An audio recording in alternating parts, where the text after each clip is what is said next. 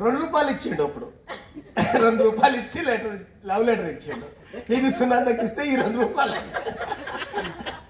ఇవి ఎందుకంటే మనం కలుసుకునేది ఒకసేపు నవ్వుకోవడానికి కాబట్టి లైఫ్లో జరిగిన ఆ విషయాన్ని షేర్ చేసుకుందామని ఆశపడుతున్నా. నేను మాట్లాడుతున్నందుకు ఇచ్చిండు. ఇట్లా వస్తున్నా టీషర్ట్ పట్టుకుంటుంది. ఏడికి వస్తున్నావు రాదు అబ్బా అనేసి ఏముంది షర్ట్లు అంటే ఈ షర్ట్లో లెటర్ ఈ షర్ట్లో ₹2 ఉన్నాయి.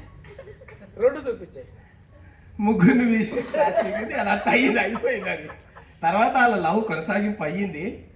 తర్వాత సునంద బాగా హార్డ్ వర్క్ అంటే బాగా కష్టపడి రవీందర్ని సాధించింది. ఒకసారి బాయిలో దుంకింది, ఒకసారి స్లీపింగ్ టాబ్లెట్లు మింగింది. ఇది అంతటి కారణం సార్ నేను భయపడుతున్నా మీకు ఏమైనా అవుతుందేమని అయిపోయింది. ఇప్పుడు రవీందర్ ఏమంటాడు, ఇక నాకు దొరకదు నేను ఏమైనా అయిపోతా అది అని ఏడ్చుకుంటూ వచ్చింది ఇంటికి. ఇప్పుడు ఏం చేయాలి మరి? లేదు ఇక నేను ఏమైనా అయిపోతా అన్నాడు.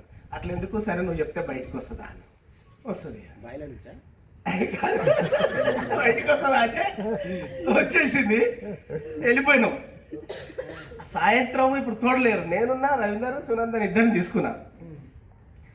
వెళ్ళిపోవాలి ఎక్కడన్నా. ఆ టైంలో రాజేష్ బాబు గుర్తొచ్చిండు. రాజేష్ బాబు మన క్లాస్మేట్, మీకు అందరికి తెలిసి ఉంటుంది. చీరాల దేవదానం సార్ వాళ్ళ అల్లుడు సంథింగ్. అయితే చీరాలకు ఫోన్ చేసినాము, మొత్తానికి పోదామని డిసైడ్ అయినాం. తోడలేరు ఎవరు, నేను ఒక్కనే అయిపోయినా. దీనికి తోడు ఎవరా అనుకుంటే బక్రలాగా పీటర్ పేట ఏడు వచ్చిండా వాళ్ళ పీటర్ దొరికిండు. అన్న జల్ది అర్జెంట్ వాళ్ళే రవీందర్ ఏడికిరా నువ్వు రా నువ్వు మొత్తానికి ఇద్దరు నలుగురు పోయినాం. సిబిఎస్కి పోయినాం, బస్ ఎక్కినాం.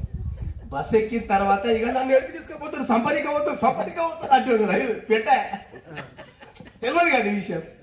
నాకు తెలుసురా నువ్వు నన్ను ఏమో చేస్తావు అని. లాస్ట్కు ఏడ్చుకుంటా నర్సాపూర్ పోయినాం. నర్సాపూర్లో నక్సలైట్ల కూంబింగ్ కోసము కుక్కలా పట్టుకొని పోలీసు వాళ్ళకి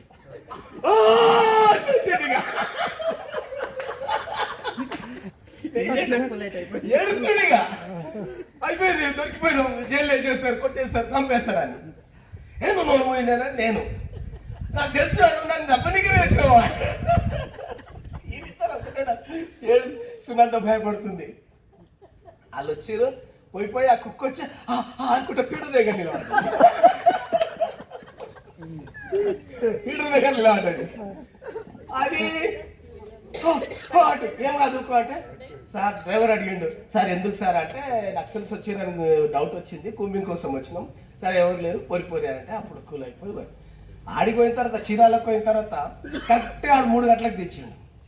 అడ్రస్ తెలియదు, ఫోన్ లేదు, ఛార్జింగ్ లేదు. నైట్ 3 గంటలు, తెల్లారుజామున ఎటు వెళ్ళాలో తెలియదు. ఇక లాస్ట్కి వస్తే ఎక్కడికి రావాలని ముందు చెప్పినాం. ఆడవాళ్ళు గుర్తొచ్చింది కాబట్టి ఒక రిక్షాను పట్టుకొని నాగార్జున కాలేజీ అని చెప్పినాం. అయిపోయింది. నలుగురం అడ్జస్ట్ అయినాం ఒక రిక్షాలోనే. బాబా కష్టపడి తొక్కాడు, సునంద అడ్జస్ట్ అయింది. మేము నలుగురం అమ్మ గుర్తొస్తుందా అని పోయినాము. ఆడిపోయిన తర్వాత తెల్లారి గట్ల 5 గంటలకు చేరుకొని అమ్మయ్య వచ్చినాం రాని యథార్థంగా వండుకున్నాం.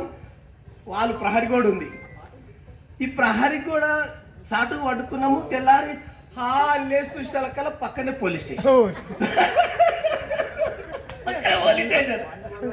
మళ్ళా భయపడేది పీటర్ ఈడ పట్టుకుంటారు ఆ పోలీసు వాళ్ళని. వెంటనే ఆ రాజేష్ బాబుని తీసుకొచ్చి ఇక చీరలు అడ్డం చేసి అటు బీచ్కి పోయి ఏదో ఆడిపోయిన తర్వాత అగడగడ పెళ్ళిలా ఓ చిన్నది ఏదో కెమెరా ఉండే, మూత వస్తే కాలు రాదు, కాలు వస్తే మూత పుస్తకం అయితే అప్పుడు ఫోటోలు తీయాలి కంగారులా. చేతులు కాళ్ళు ఊతులు మన సాగర సంగమంలో కమలాసన్ ఫోటోలు తీసినట్టు.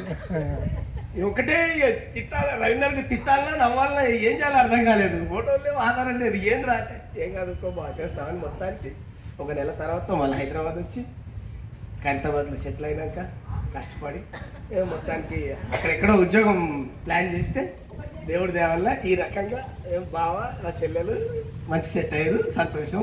నవ్వుకోవడానికి చెప్పినా ఏమనుకోదు సునంద. జీవితంలో అదొక గొప్ప ఎక్స్పీరియన్స్.